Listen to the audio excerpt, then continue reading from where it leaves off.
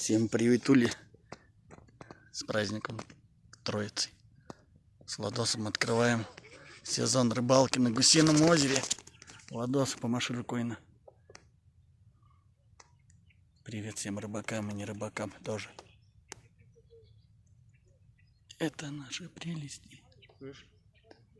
Прям в коляске, короче, в лодке. Без жилета забыли, ну, скажем так. Влад пытается поймать, но ничего нету, рыба утонула. Сейчас дальше покажу вам. А тут как камеру-то повернуть на?